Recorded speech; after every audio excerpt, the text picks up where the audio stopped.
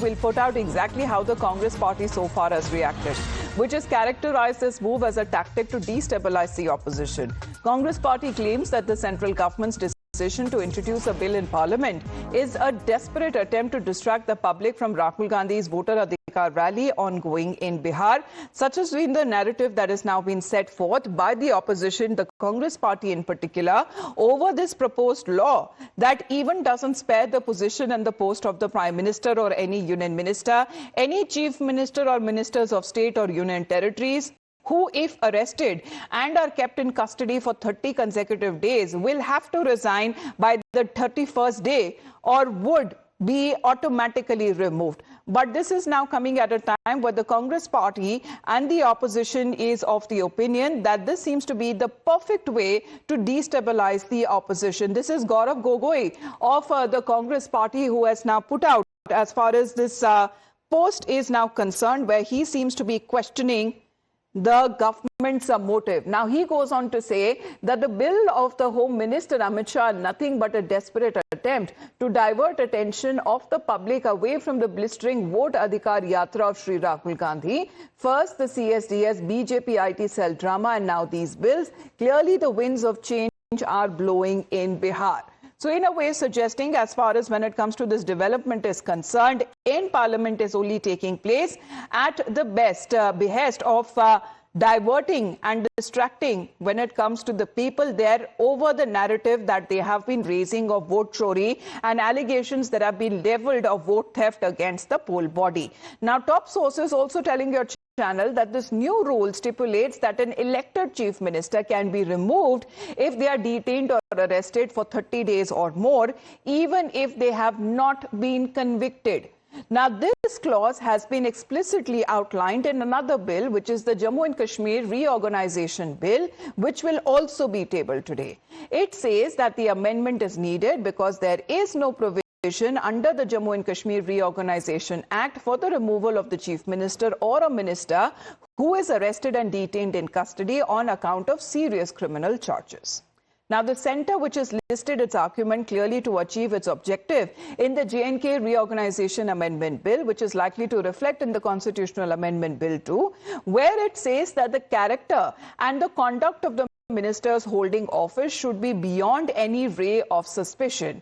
It further states that if a minister who is facing allegations or serious criminal offences, arrested or detained in custody, may thwart or hinder the canons of constitutional morality and the principles of good governance. Let's get in a word from Mr. Tom Vadakan, who is connected with us on the phone line. Mr. Vadakan, good morning. Already the opposition seems to be raising questions. They have been saying that this is a bid to divert attention from Rahul Gandhi's vote adhikar yatra in Bihar, the vote chori allegations. Others are of the opinion that this is a bid to destabilize the opposition. Why are they worried about laws that deal with corruption?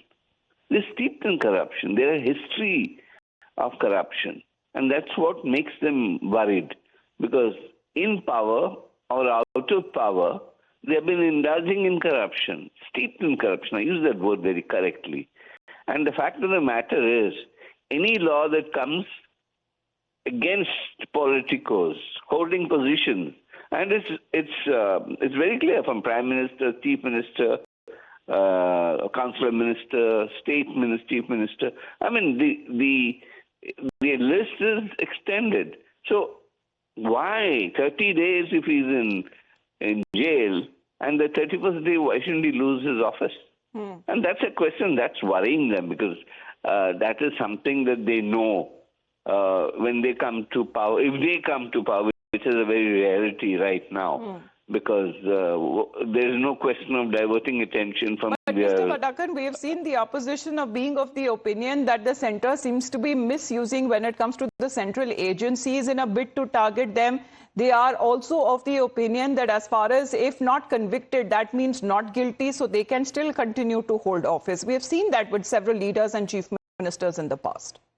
Well, the record of the Congress party was on Rahul Gandhi when he tore up the ordinance which would have given sustenance to Lalu. And at that juncture, he was for all honesty and, transparency and all that. Today, when the law is in place, no need for an ordinance, he's worried. He's extremely worried because, A, he's made friends with people who should have been in jail. But fact of the matter, they're out today. So the issue here is Rahul Gandhi has set the precedent of tearing an ordinance so that there is no way that a man who is corrupt and he wants to come back to politics through the back door is not permitted. So I think it's absolutely correct that a law of this kind was much needed. To weed out corruption, especially when it comes to the political circles, which also rather includes the post in the position of the Prime Minister, Chief Minister and other union ministers as well. Thank you very much, Mr. Tom Vadakan, for your point of view.